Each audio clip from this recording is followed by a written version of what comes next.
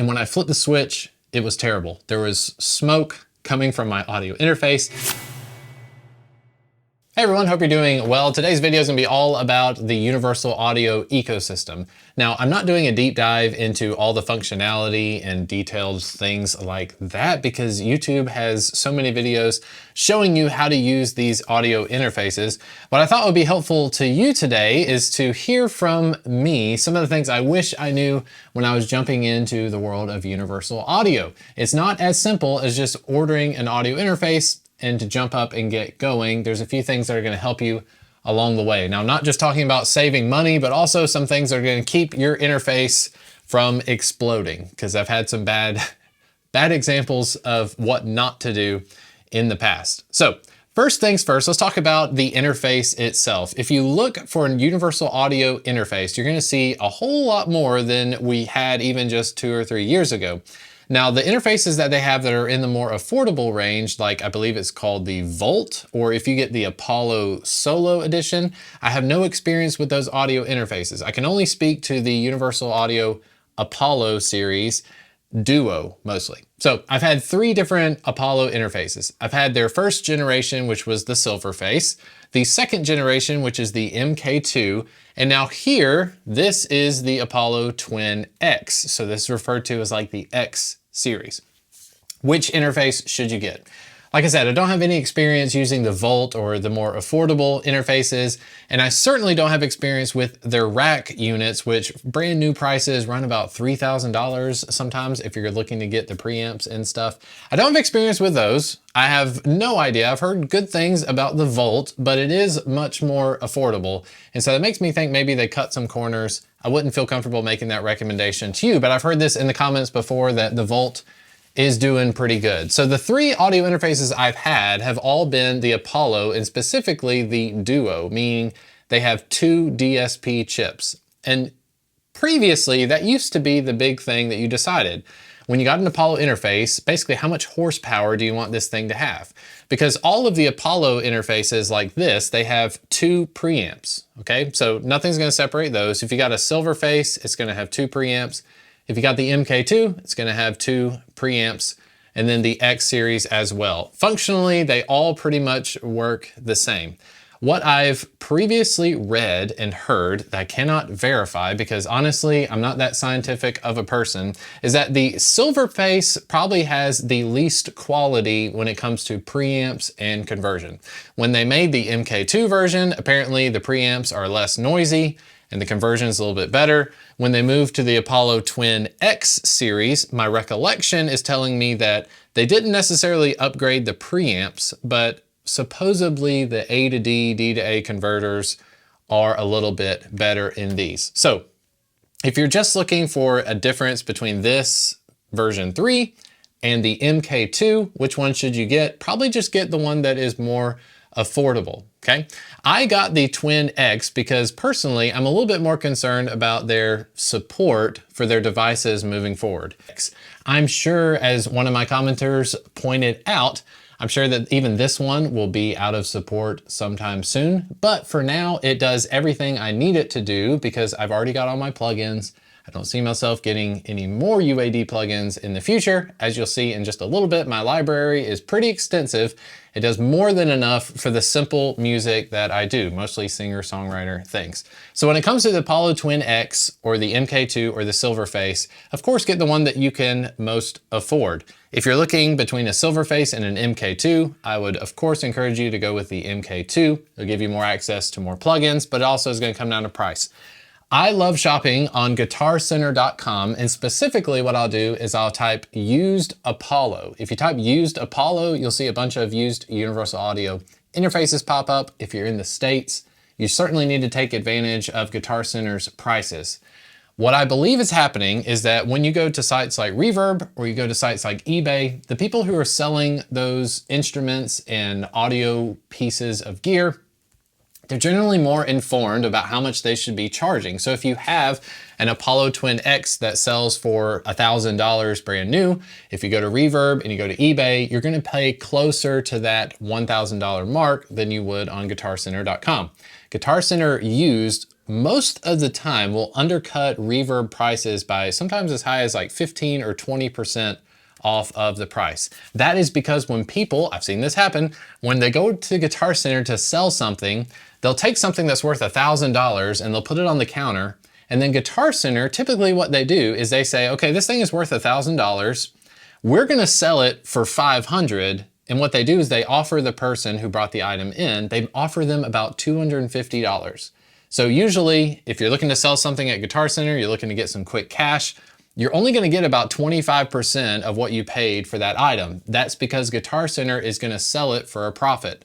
So yes, Guitar Center could be making more money by selling their audio interfaces, for instance, for a lot more than $700, but they don't care because basically when they paid for this thing, they might have paid $300 for it. They'll turn around and sell it for $700. So that's how that works. So if you're looking for a website to shop on, check out Guitar Center, type in used. Make sure you're shopping used for all that kind of stuff. I got this one off of Guitar Center used as well.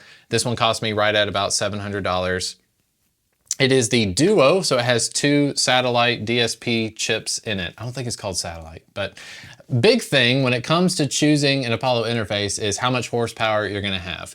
I highly recommend you get at least 2 DSP chips in it. If you're doing singer-songwriter stuff, maybe a vocal and a guitar at the same time, 2 chips is gonna be plenty for what you need when you're tracking. For me, that includes maybe a couple of unison preamps, a couple of compressors, maybe some reverb on a send, and that's about it. You won't be pushing the limits with that kind of setup. If you're putting 4 and 5 UAD plugins on every track that you're recording, you're gonna have to get something with at least 4 chips in it. So the DSP chips refers to how much horsepower you have in your Apollo interface. Usually 2 is gonna get you by, especially now that we're talking about plugins, now that they have UAD native plugins. So the native plugins are plugins that you can actually run without having any of the Universal Audio gear, which for somebody who paid a lot of money for some plugins that were full price back in the day, this means that for $49 or so, you can get your hands on some plugins and not even have to have any of the UAD hardware stuff.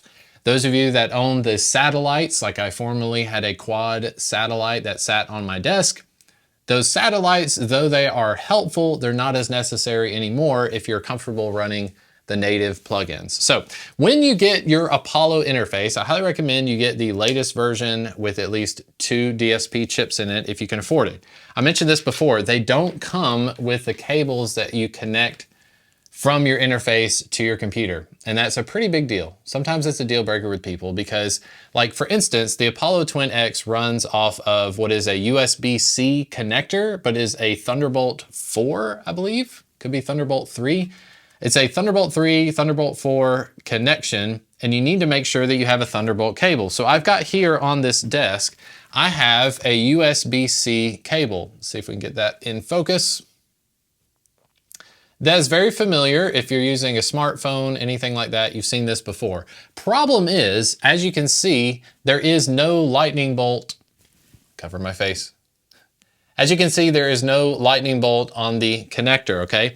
This, even though it plugs into my audio interface, even though that snaps in nice and snug, this will not be recognized by my MacBook, okay? So you have to have a Thunderbolt cable. How do you tell if it's a Thunderbolt cable? We'll actually have a lightning bolt on the edge. So if you want to save some money, you can get these. This is a StarTech cable. Cover the eyes here.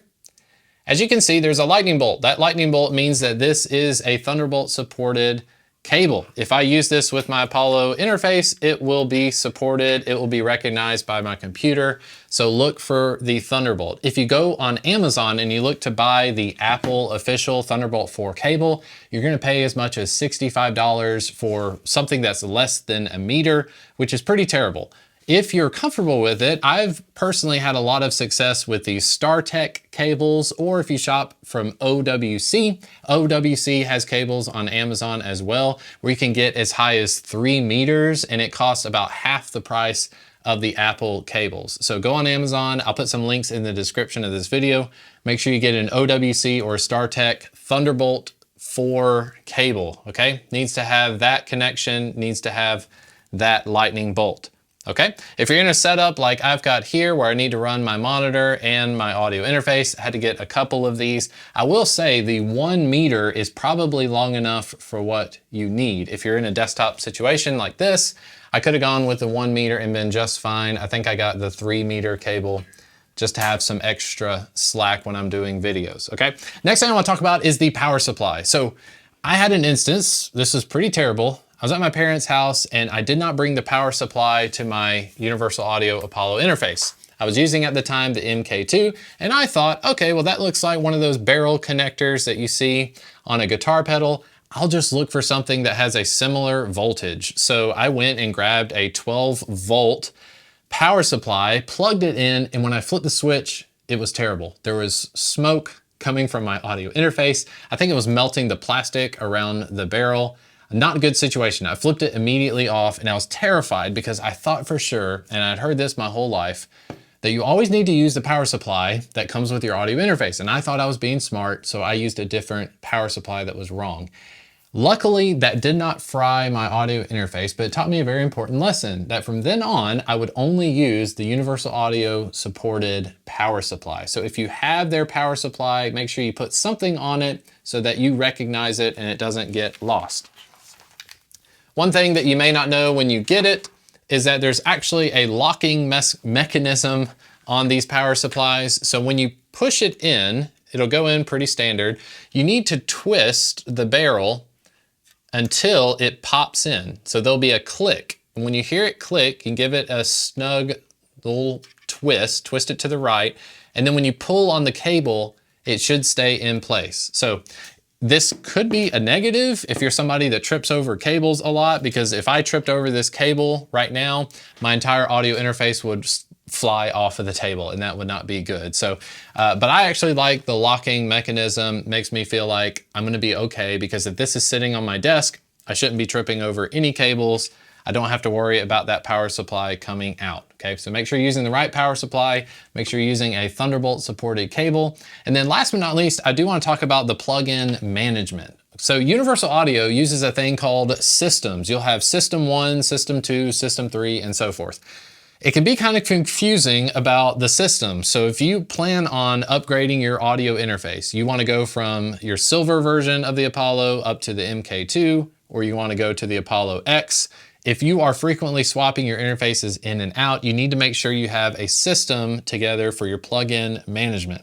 Now, the way that Universal Audio explained it to me through customer support was that your system can include up to like 8 to 10 actual pieces of hardware, okay? So this Apollo interface is part of System 1. If I got a new Apollo interface to go with it, it would not be considered System 2. I would want to add that second interface to System 1. System 1 is gonna have all of my Universal Audio plugins. So the problem I had was, because I was moving from an older version of the Apollo interfaces up to the 2nd edition and then now the 3rd edition, every time I was getting a new piece of hardware, I was adding on another system, which is terrible. You don't wanna do that.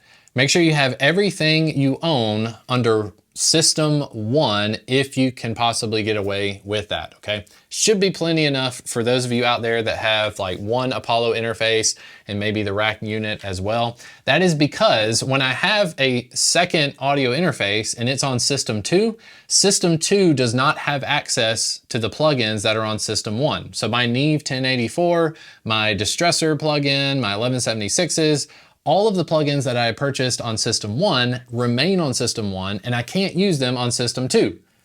I emailed support, and this is the tactic you need to take. If you are stuck and all of your plugins are on System 1, you need to email them and you need to explain yourself that, okay, I bought a used Apollo interface. I didn't understand that System 1, System 2, and System 3 could not share plugins. I need everything to be on System 1 from now out. And they should be able to help you out. I wish there were a way for you to manage this stuff on your own, just going into your Universal Audio account. But you're probably gonna have to reach out to customer support to make sure that they consolidate all of your plugins. Otherwise, you're gonna be convinced that you don't have plugins that you spent money for. The last thing I'll say about plugins is if you don't already have an iLok is basically this USB flash drive where it stores your licenses or your keys for software and plugins. This is not just Universal Audio stuff. If you run a Pro Tools subscription, other subscription services, Melodyne, they will require you to use an iLok. So I take this iLok USB, I plug this into my MacBook whenever I'm doing a session, and basically this iLok tells my computer, hey, this is Chris, it's okay that he uses Melodyne, it's okay that he uses UAD stuff. So my Universal Audio native plugins, they are licensed to this flash drive. The downside is that you need to take this with you anywhere you intend to use the software. So get yourself an iLok. I've had this one for years. They really don't need to be updated for any reason at all, but you'll be glad that you have it. Make sure you don't lose it. You can also log into your iLok stuff via the cloud and all of that. But plugin management is crucial with UAD because if you're getting into the Universal Audio world, you want to make sure you have access to your plugins for as long as possible. Other than that, just to recap a few things, make sure you use guitarcenter.com, check their used inventory. You'll find the best prices there for any of the used audio interfaces. I'll also say this about Guitar Center, that anything that is at least a good condition, preferably great condition or excellent condition, good, great, excellent, they've all worked out well for me in the past. I've purchased instruments, guitar pedals, audio interfaces from them. They have good customer support as well. I'll put some links in the description if you're looking to shop anywhere like that. Otherwise, if you want to buy brand new, you can always check it out on Sweetwater. Sweetwater's got great sales representatives that will be glad to help you out with all of that stuff. The power supply needs to be the one that Universal Audio gives you. You need to make sure that you get it from Amazon. Make sure that if you do order from Amazon that it is from Universal Audio and it's supported for your audio interface. And then the Thunderbolt cable, whatever you use to connect your audio interface to your computer, make sure it's the right type and make sure that it has that lightning bolt on it so you know that it is officially supported. Then with your plugins, make sure you keep everything on System 1. If you sell your audio interface, don't sell your plugins. I don't think it works out in the long run because you sell your plugins and then you get in this back and forth with the person that bought it. You've basically lost your rights to those and you'll be sad that you lost out on your plugins. So make sure you keep them as much as possible and keep them all on System 1. Preferably get yourself an iLok so that you always maintain ownership of those licenses. All that being said, I really appreciate you watching this up to this point. If you enjoyed the video, please hit the like and subscribe buttons for more music production tips and advice and hacks just like this. Thanks so much for watching and I'll see you in the next video. All right, bye.